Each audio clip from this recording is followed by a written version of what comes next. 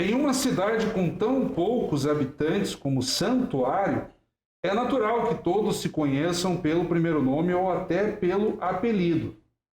Não era o caso de Danilo Carreiras, que sempre exigia ser chamado por nome e sobrenome. Danilo chegara a Santuário ainda moleque, trazido pela avó depois do divórcio conturbado dos pais. Arrogante até o último fio de cabelo implantado em procedimento estético na capital, Danilo não era exatamente querido na cidade. Esse é um dos 20 contos, e aí depois nós vamos discutir, que costuram um pretenso romance Santuário, assinado aqui pela minha amiga e brilhante escritora Maia Fawkes, que retorna ao Café com Letras, o Café com Letras ainda de forma espaçada. Nesse momento de pandemia, nós tentamos acompanhar, de certo modo, a rotina dos escritores, um pouco prejudicada, mas nós aqui devidamente de máscara, eu aqui com a minha máscara alusiva ao Outubro Rosa da Câmara Municipal de Caxias do Sul, chamando a atenção para prevenção e combate ao câncer de mama. Então, lendo esse trecho aqui, cumprimento de imediato, Maia, pelo teu livro. Muito obrigada, é sempre um prazer estar aqui contigo. E realmente, num ano bastante atípico, né? Primeira vez de máscara, espero que última. Eu aqui ainda com os óculos, então embaçando e tal, mas vamos tentar nos virar. Nós temos a pretensão do livro, quando eu recebi aqui pela editora e pela Maia, ele exige, digamos assim, não exigir não é a palavra mais adequada, mas propõe ao leitor um ritual introdutório até começar a leitura de fato. Então ele vem aqui e a nossa equipe vai acompanhar na medida em que eu vou folheando e apresentando aqui. Ele vem com o mapa dessa cidade, poderíamos chamar de um lugarejo, digamos assim. Tem o cemitério, tem a região da Pedra do Meio, a Estrada dos Milagres. Depois, no decorrer da leitura, o leitor vai entender o porquê dessa organização. Clube Night, Estrada da Mandioca, Cemitério Municipal, Prefeitura, e por aí afora. Aqui há uma certa caracterização da boate, até Rural Tour, Festa de Nossa Senhora, é um lugarejo notadamente católico. Então aqui tem até um vale desconto para o sujeito que for para a boate, digamos assim, e tal. Então aqui eu já vou entregando alguns pontos. A orelha tem uma apresentação muito legal. A orelha no livro é sempre aquele artifício que nós temos aqui para servir de marca-página, até uma leitura introdutória. E a editora, a propósito, a Macabé tem esse cuidado aqui de fazer essa apresentação pelas orelhas, assinada pela Regina Dal Castagne, Isso. Da Universidade de Brasília, que assina aqui a orelha, digamos, e daí abrindo toda a edição, o mapa é projetado também no interior do livro, então também tem mais esse detalhe. E aqui alguns cartões postais reproduzindo ilustrações feitas pela própria Maia no decorrer do livro, quer dizer, o livro tem essas ilustrações. Então, na medida que eu vou fazendo situando quem nos acompanha neste momento, alguns que já leram o livro, outros que ainda irão deparar com a obra, Maia, eu gostaria de começar pegando esse planejamento, como que se deu a idealização de uma cidade, esse capricho todo de tentar constituir ilustrações de cada personagem, como que foi a concepção da obra, digamos assim, a tua ideia, e depois começa a escrever. O que foi interessante no processo de criação de Santuário foi que eu comecei com a ideia de fazer um livro de contos mesmo, né? Então, cada história foi escrita separadamente, mas eu queria ter um gancho que unisse todas as histórias e daí surgiu a ideia de fazer uma cidade pequena, até para ter essa ligação entre os moradores, né? E também porque eu tinha já influência das novelas que eu assistia na infância, pré-adolescência, de cidades do interior que eu achava muito legal. Tais como quais novelas, por exemplo? Uma grande influência, embora eu fosse muito nova quando passou na TV, foi Tieta, que foi... Se bem que tem o Viva lá, que é reprise, então dá para recuperar. né? Globoplay.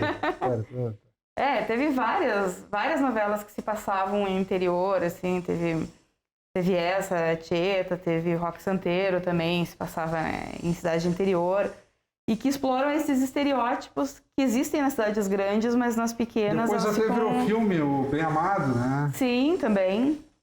Não é da minha época, mas também. E aí, quando eu estava começando a escrever os contos, foi uma coisa muito natural esse cruzamento entre os personagens. Uhum. Então, de um personagem que está numa história aparecer em outra, e aí foi feito o gancho. E quando eu submeti para a editora, elas disseram assim, tá aprovado o teu romance. Eu disse, opa, que romance? Eu não mandei um romance, eu mandei um livro de contos. Elas, não, é um romance. Esse é um ponto que eu queria entrar, já te interrompendo, porque antes da leitura eu fui recorrer ao noticiário, quem fez matérias contigo, a crítica de modo geral. E aqui, se eu não me engano, a apresentação na orelha coloca isso. Contos costurados em romance. Isso. Eu me apropriei disso até para fazer a abertura. Quer dizer que tu te surpreendeste com essa categorização, digamos assim. Sim, e eu insisti muito que era contos. E aí nós fizemos uma releitura juntas, até para fazer uma montagem, né, dessas histórias, para que elas fizessem algum sentido, não cronológico, porque não tem ordem cronológica mesmo. Uhum. Mas quando eu fiz essa releitura, eu entendi por que a editora estava insistindo na ideia do romance. Né? Porque a ligação é muito forte entre as histórias. E realmente, tu pode ler as histórias separadamente, mas quando tu lê o livro inteiro, da primeira à última história, tu vê que tem uma sequência, que tem uma ligação. Exatamente. Talvez seria pela própria repetição da cidade ou essas repetições de personagens volta e meia. Isso. O que te faz enxergar esse fio condutor? Eu, como leitor, enxergo daqui a pouco a própria cidade, como o elo assim, maior. Sim. A cidade é a protagonista, em última análise. Sim, sem dúvida. E se nós formos colocar, por exemplo, personagens, e foi um dos argumentos que a editora usou para me convencer, tem uma personagem especial que é a Paulina, que existe o acompanhamento dela da infância até o não se sabe o que aconteceu. Porque isso fica em aberto. Quer dizer, a verdade eu sei, mas quem for ler pode fazer sua dedução. Mas o livro ele tem muito aquele caráter, vamos tentar transpor para uma realidade aqui, vamos supor Caxias do Sul, tá? Um bairro. Alguns bairros já se atreveram a pessoas organizarem de forma histórica e tal. Ana Rec, São Pelegrino, tem uma história lá do bairro. Mas aquela micro história, assim, digamos, a família do fulano de tal, aquela coisa meio oral, assim, eu conhecia o fulano e tal. Chega uma hora que aquilo se esvai, né? Ninguém mais ouve falar e tal, o sujeito morreu, aí o filho se mudou e tal, e quando vê aquela micro história se esvai. E aqui é essa ideia, né? Não é aquela grande história, com pós e tal. É aquela micro história, assim, daquela conversa de bastidor, do dia a dia, né? Das pessoas, né? Tu te atens muito a isso, né? Uhum. A ideia é justamente explorar essa questão dos clichês, né? Geralmente, quando eu ministro oficinas de escrita criativa, eu aconselho os novos autores a fugirem dos clichês, porque existe um risco muito grande de trabalhar com eles, que é justamente o parecer que aquele personagem não foi bem desenvolvido. E o Santuário vai exatamente na direção contrária. Eu brinco com esses clichês, eu trago eles, eu exponho eles, né? Então, tem personagens que são quase caricatos. O próprio Danilo Carreiras, que foi o conto que tu escolheu. Aqui, né? Ele é um personagem extremamente caricato. Mas tu és muito taxativa nessa estereotipia, digamos assim. O vigarista, aí tem uma parte lá que tu contas de uma personagem de prostíbulo. Tu não tem as maiores cerimônias para rotular. puteiro da cidade. Quer dizer, tá bem claro, não sei se tem alguma censura aí, mas enfim, é como está no livro, né? Sim. São pessoas simples, né? Então eu procuro sempre respeitar qual seria a linguagem usada pelo personagem e não a minha. Eu, no meu dia a dia, não uso esses termos, mas os personagens usariam. Então, que nem o personagem que é o pai da prostituta, ele tem uma paralisia facial e na hora de falar a palavra, ele troca o P por F por causa da paralisia. Então, no livro está futa. E como é que se dá a pesquisa para chegar nisso? Porque não vem do nada, né, Maia? Não, do nada, com certeza não. Como é que se deu a pesquisa para chegar nisso? Tu falaste de inspiração em novelas e tal, mas enfim. Teve a questão de novelas, tem questão de observação. Embora a gente more numa cidade imensamente maior que Santuário, eu já morei em bairro pequeno, onde todo mundo já se conhecia. Tem a própria história de família. Então, por exemplo, se for conversar com a minha... Agora não tem como, né? Porque minha avó é falecida. Mas quando eu conversava com ela, muito ela sabia nome de todo mundo que morava em Caxias. Né? Que morava em Caxias quando ela era jovem. A minha mãe também, de vez em quando, vem e fala do fulano Beltrano, que eu não faço ideia de quem são. Mas que ainda se conhecem, né? As famílias ainda se conhecem. Então, Caxias é uma cidade grande, mas ela ainda tem alguns ares daquela cidade de antigamente, onde todo mundo sabia quem era quem. Sobretudo quem foi criado na colônia, né? Preserva alguns hábitos gastronômicos, de relacionamento, de cultura. Né? Esses estereótipos, por mais que eles não sejam escancarados no nosso dia a dia, eles existem. Então, todo mundo conhece uma pessoa que é extremamente religiosa, todo mundo conhece uma pessoa que é fofoqueira. Bom, os canalhas todo mundo conhece mesmo, né? Não, e há algumas ligações com um caráter muito caro para cidades originárias de colônia, de imigração, como é o caso aqui em Caxias do Sul. Que tu te apegas muito, por exemplo, a religiosidade, o valor do trabalho, algumas intrigas que acontecem, mas enfim, por exemplo, a religiosidade e o trabalho são pilares muito fortes, por exemplo, na comunidade de Caxias do Sul. Sim. Um elo também de ligação aqui é a religiosidade católica. Tu escolheste. Sim. Né, uma religião, digamos assim. Tem esse fator da paróquia, da organização social, nesses termos, né? Até porque no próprio Brasil, a nossa predominância é a religião católica.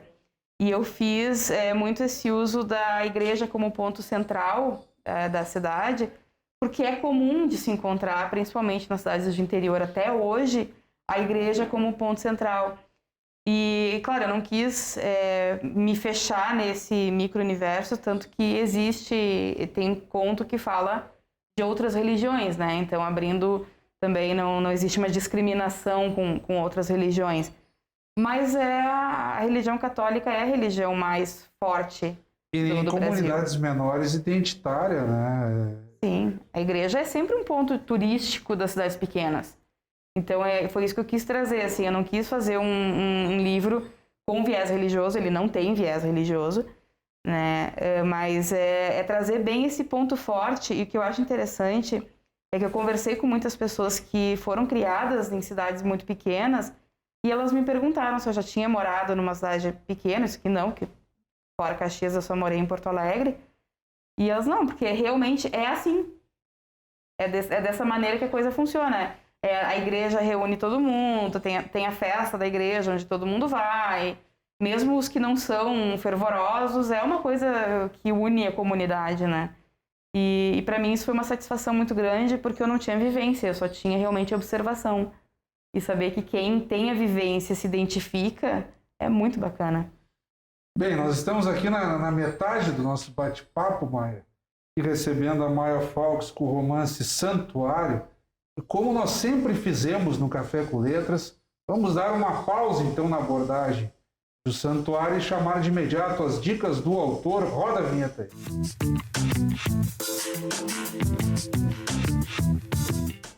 Então, as dicas do autor aqui recebendo a escritora Maia Fawkes com o Santuário. Maia, eu vou pedir que de forma breve, tu já és a habituê aqui do programa, mas que tu compartilhes com quem está nos acompanhando dicas aí, podem ser clássicos, autores desconhecidos, ou seja, o sujeito precisa correr atrás e ler também, porque tu já estás lendo ou tens a curiosidade, enfim, compartilha com o pessoal. Bom, eu sou muito entusiasta da literatura brasileira contemporânea, principalmente das pequenas editoras. Então, o que não falta é dica de pessoas que são desconhecidas do grande público. Claro, nós temos aqui, por exemplo, a Natália Polesso, que não é desconhecida, né? Mas é uma grande... Uma exceção, né? Uma grande escritora. E vou te dizer assim, Caxias, publicados, nós temos, por exemplo, o Augusto Schmidt, que é um grande poeta. Eu gosto muito da obra dele. Também eu quero citar pessoas ainda não publicadas para o pessoal de Caxias ficar de olho, que é a Lara Klinger, que é uma grande escritora. Oficinas? Tem se destacado em oficinas? Em concursos também. Concursos literários. Ela ganhou já várias vezes o concurso da prefeitura. Olha aí. E ela escreve crônicas e contos, ela é muito boa nisso. Nós temos o Arthur Della Justina também, que é presidente da Academia Caxiense de Letras. O Arthur já esteve aqui com a poesia Aldravias. Não sei se eu estou pronunciando adequadamente, é isso? Isso. E ele escreve uma poesia muito madura para a idade dele. Eu fiquei muito impressionada quando eu vi o trabalho dele. Uhum. E saindo da nossa cidade aqui, então, nós temos no centro do país e para fora, Nordeste. Eu gosto muito do Tiago Medeiros, que é um contista extraordinário, poeta também extraordinário. Temos o Itamar Vieira Júnior, que é muito bom. O livro dele, Torto Arado, ele inclusive começou a escrever esse livro numa oficina da Natália. E é um livro que, na minha opinião, é um dos melhores que eu já li na minha vida. Então, também uma recomendação super importante, acho que vale a pena correr atrás. E se eu fosse pegar, assim, dos últimos livros que eu li para dar dica, acho que dava para eu ficar aqui umas 2 horas falando, porque o que tem gente boa nesse país... Mas aproveitando esse momento de dicas, tu falaste em escritores desconhecidos ou emergentes, que às vezes desconhecido é aquela coisa, o cara é... Desconhecido por alguns, mas conhecido por outros, né? E tal, e ganhou um espaço. Não, digamos escritor emergente. Tu estás numa editora Macabé, personagem emblemático de A Hora da Estrela, Isso. da Clarice Lispector. Essa editora tem a pretensão de lançar jovens talentos de literatura feita por mulheres, não necessariamente uma literatura feminina. Tu não fizesse aqui um romance feminista, digamos assim, mas é uma escritora, então é promover escritoras. Isso. Essa é a proposta dessa editora Macabé do Rio de Janeiro, né? Isso. Como é que tu enxergas isso, Maia? Tu foste convidada, participaste de uma seleção, como é que se deu isso? Eu sou amiga de uma das editoras há muito tempo e elas eram um selo... Editora da editora? Isso, Isso, tá. Elas eram um selo de outra editora e elas me convidaram em 2017, não, em 2016 que eu assinei contrato, para publicar um livro de poesia, que foi o que eu lancei junto com o Histórias de Minha Morte, que até a gente chegou a comentar sobre ele. Histórias de Minha Morte foi pauta aqui no Café com Letras, e depois tu fizeste o lançamento do livro de poesias. Eu lancei os dois no mesmo evento. Isso. E esse livro foi um convite delas, e aí depois elas resolveram se tornar uma editora independente, então elas fecharam, elas foram em 3 sócias, elas ficaram um ano paradas, assim, sem publicar nada, para poder se reestruturar. E agora elas estão completando 1 ano como selo independente esse mês. E é interessante porque, assim, elas têm um trabalho tão sério e tão comprometido que mesmo com só 1 ano e poucos livros no acervo, elas já estão sendo muito respeitadas. Então aqui, por exemplo, elas já conseguiram fechar a parceria com o Arco da Velha. Então ali no Arco não tem só o Santuário, tem os outros livros também da Macabé. E elas estão conquistando espaço. Mas tu entraste como um título nacional, né? Sim. Eu ouvi falar que tu estavas entre... Era o livro mais vendido ou Sim. um dos da Macabé? O meu é fato isso? Sim, é fato. Isso nós estamos falando de quantos exemplares? Em média, ou sei lá, uma prévia mais recente? Uma média de 150 para 3 meses de lançamento. Pô, 150 para 3 meses, quer dizer, seria um livro a cada 2 dias. Mais ou menos isso. Mais ou menos eu tive isso. uma pré-venda muito bacana. me Isso em surpreendeu. pandemia, sem aquele lançamento Exatamente, mesmo. que eu não tive a chance de fazer o evento, Mais a né? promoção online mesmo.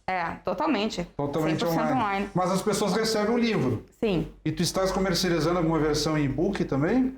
Não, as gurias não fizeram ainda. A gente tem a ideia de fazer. Mas é essa situação, né? Elas são entre sócias, sem caixa. É uma editora realmente que está na batalha. Que legal. Então, eu até apoio muito o trabalho delas. Eu sou entusiasta do trabalho delas. Eu sei as dificuldades que elas passam e eu sei o esforço que elas fazem.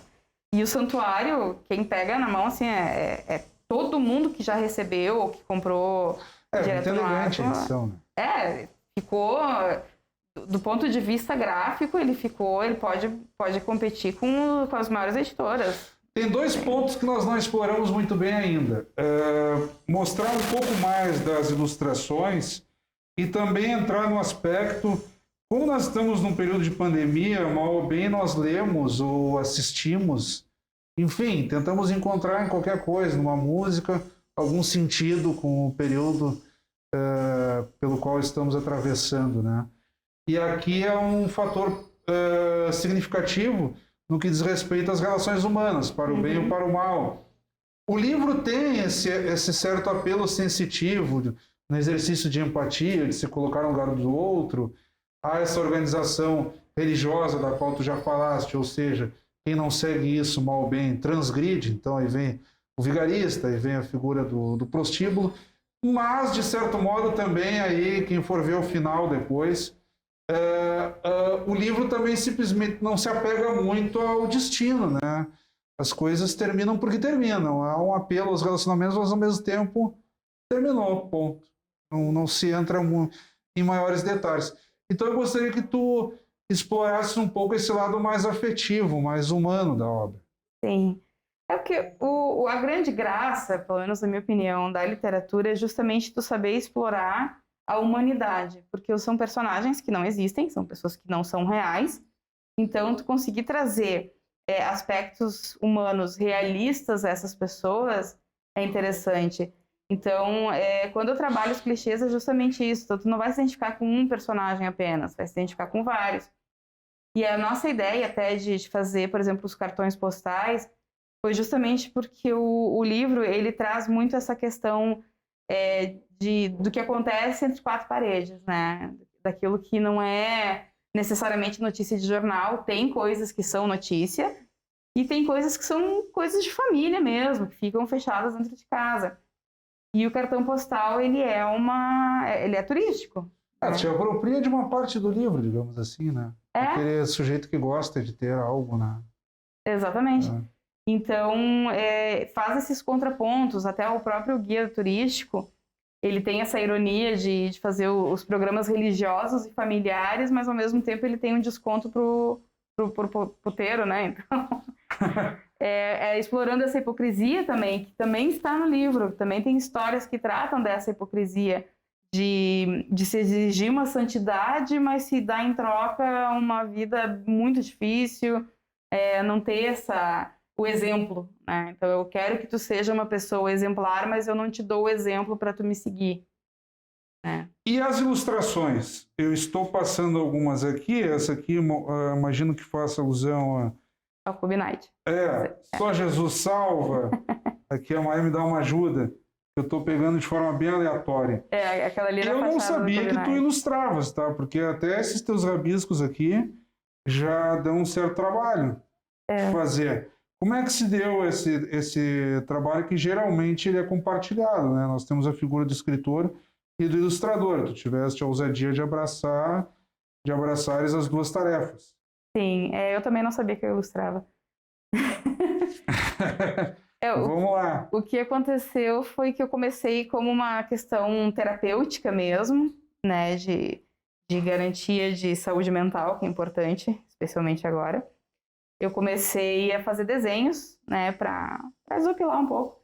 E aí eu fiz o desenho que seria o que eu imaginava que é o centro de Santuário, com a igreja, com a praça. Digamos, o livro é todo teu, né? A editora reproduz. Não tem algo que seja produzido exatamente, uma ilustração ou uma capa. Não, foi tudo eu que fiz. É tudo teu. Tudo meu. Que legal isso. E eu mandei o desenho para a editora antes do livro ser aprovado. E eu mandei para ela e disse, só para tu ter uma noção de mais ou menos o que eu imagino que é a cidade. E de repente ela me mandou a sugestão de capa com um fragmento desse desenho. E eu me apaixonei. A bodega aqui tá demais, ó. O cara riado ali em frente, ó. A bodega, né? Isso aí é fantástico. E aí eu fiz essa ilustração, foi então retirado um fragmento que virou a capa. Eu adoro que o pessoal gostou muito, principalmente das cores bem fortes, né? E que dão essa ideia de terra mesmo, de interior. E a partir dali, eu não sei dizer exatamente de quem foi a ideia, mas se foi minha ou se foi da editora, mas acho que foi uma coisa meio simultânea de fazer outras ilustrações para compor o livro junto. E aí eu fui trabalhando em cima e acho que a coisa foi nascendo meio que ao natural, assim, foi um processo muito equipe mesmo, eu e a editora tendo ideias juntas, foi bem bacana, assim, foi um processo bem bacana. Bem, mas a equipe faz sinal que o nosso tempo está estourado, a entrevistada é boa, o tempo voa. Então, nas tuas considerações, eu vou pedir que de forma breve tu tentes retomar algum ponto que não tenha ficado muito claro, mas sobretudo divulgando o que temos pela frente aí. Eu sei que tu sempre estás escrevendo, e os concursos literários acabam se tornando uma boa provocação para ti, porque tu te inscreves em muitos pleitos, às vezes para ter o próprio livro, como é o caso aqui, daqui a pouco participar de uma antologia de forma isolada, então produzes muito. O que vem por aí, ou até relacionado ao próprio livro, nós vemos um cenário de incerteza, só que daqui a pouco os protocolos se flexibiliza um pouco e tu consegues fazer um lançamento mais, digamos assim, mais abrangente e tal. Então, o espaço é teu aí. Bom, então, primeiramente, agradecer o espaço, que é sempre uma alegria estar aqui.